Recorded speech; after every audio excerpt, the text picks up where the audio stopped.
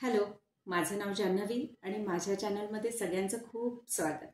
तर आज मी एक नवीन रेसिपी घेऊन आली आहे आणि ती आहे पनीरची रेसिपी, पनीर टिक्का। आता पनीर टिक्का हा व्हेजिटेरियन लोकांसाठी खूपच स्पेशल असतो। आपण बाहेर गेलो काय किंवा काही ऑकेजन असेल काय तर पनीरची भाजी किंवा पनीरची कुठली तरी रेसिपी आवर्जून केल्या जाते। आमच्याकडे तर पनीर सगळ्यांनाच खूप आवडतं आणि प्रत्येक स्पेशल ऑकेजनला पनीर असतंच।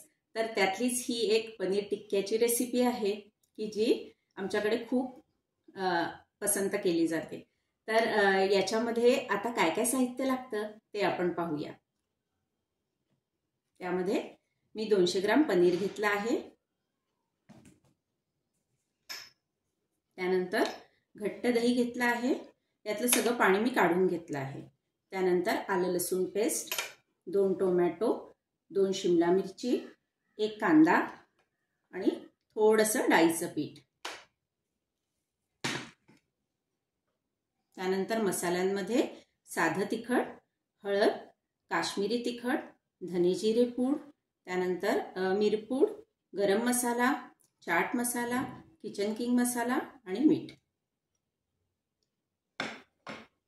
आता या सगळ्या गोष्टींनी आपण टेस्टी पनीर टिक्का तयार करणार आहोत।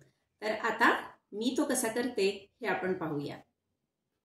सगळ्यात पहिले कांदा, टोमॅटो आणि शिमला मिरची यांना स्क्वेअर शेपमध्ये चिरून घेतलं।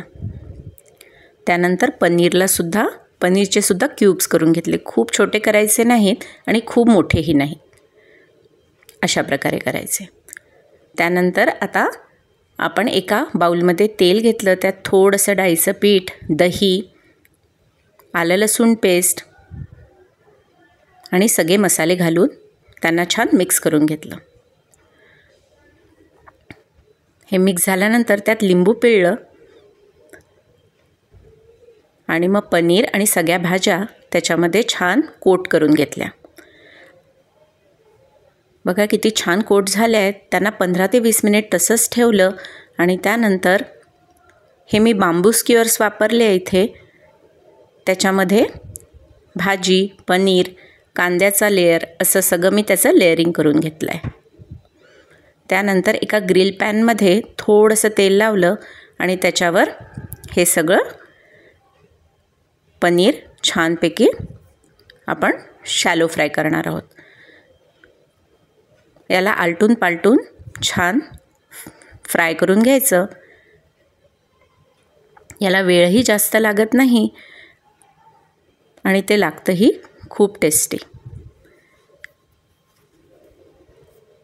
आणि अशी आपली टेस्टी आणि हेल्दी रेसिपी झाली तयार। तर असा हा पनीर टिक्का तयार झाला, टेस्टी आणि हेल्दी। टेस्टी तर तुम्ही बघितलंच आहे की आपण याचं प्रिपरेशन कसं केलं, त्यामुळे तो टेस्टी होतो। आणि हेल्दी याच्यासाठी की याच्यामध्ये हाय प्रोटीन आहे पनीर असल्यामुळे, शिवाय भाज्यांचा उपयोग आहे आणि तेलाचा कमी वापर आहे। तर डाएट करणारे लोक सुद्धा याला ट्राय करू शकता। आणि याच्याबरोबर पुदिना आणि कोथिंबीर यांची चटणी उत्तम लागते। त्याचा व्हिडिओ मी याच चॅनलवर अपलोड केला आहे, जर कोणी पाहिला नसेल तर तो जरूर जाऊन पहा। आणि आजच्या व्हिडिओत इतकंच। नवीन व्हिडिओत लवकरच भेटूया। तोपर्यंत माझ्या चॅनलला सबस्क्राईब, लाईक, शेअर करायला विसरू नका।